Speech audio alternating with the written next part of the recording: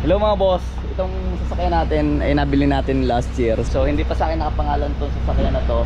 Gusto ko ipalipat sa pangalan ko. Kaya ang unang step na ginawa natin ay shout out. Ayan, nandito tayo sa HPG sa Las Piñas. Taga Las Piñas tayo, nagkataon na sakto merong HPG dito. Brother, shout out. Ganda ng pick up ah.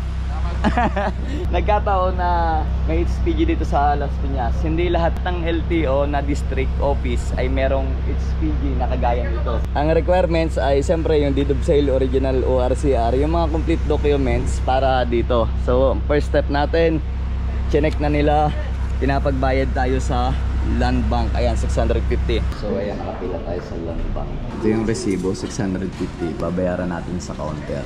So after na mabayaran natin yung 650 sa Land Bank, balik tayo dito sa HPG. Hindi lahat ng district ng LTO meron tama na HPG. Sorte natin nga dahil dito sa Las Piñas meron.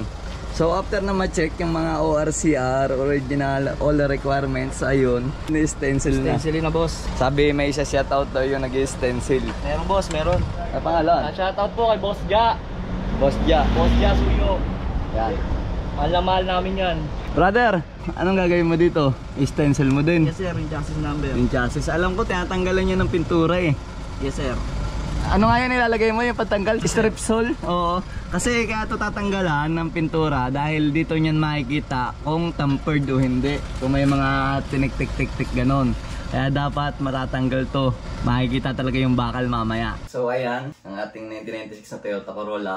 After one day, nakuha natin ang ating HPG clearance. And then ito yung HPG clearance at saka yung mga ibang documents. Yun ang dadalhin natin sa LTO kung saan nakarehistro ang ating sasakyan. Kumbaga yung field office niya, kagaya nito, ito Quezon City District Office. So ito may code 1380. Ang LTO na district office nito ay sa Pitwason sa May Cubao. So yung Pitwason sa May Cubao, lumipat na yon dun sa may Centric Mall sa may corner ng EDSA at saka Quezon Avenue.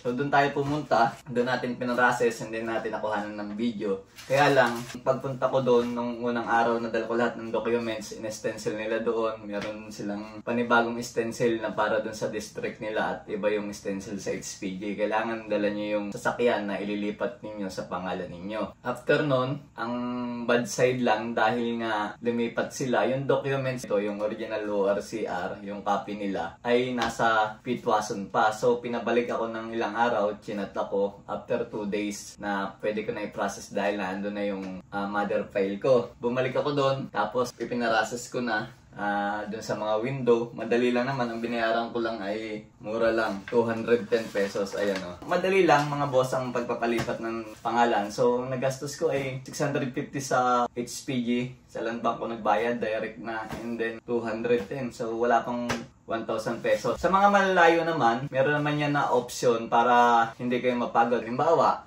nabili niyo sasakyan sa probinsya, dadalhin niyo dito sa Maynila. Meron naman yung confirmation ng LTO. So, bali kung sa probinsya, nandun yung mother file, magbabayad kayo ng confirmation para lahat ng mother file niya, dadalhin dito sa Maynila kung saan kayo malapit. So, yung iba na sinasabi na mahirap pag-process, madali lang. Itong sa akin, nagkataon lang na kaya nagpabalik ako ng 2 beses dahil hinanap yung mother file sa Pitwason na LTO dahil lumipat sila sa Centric Office. Kung magkakataon na hindi lumilipat ang office ng LTO, madali lang. So, diretso na agad sa window. Kagaya ng sinabi ko, saan na nakapangalan ang ating legendary Corolla na 1996 model.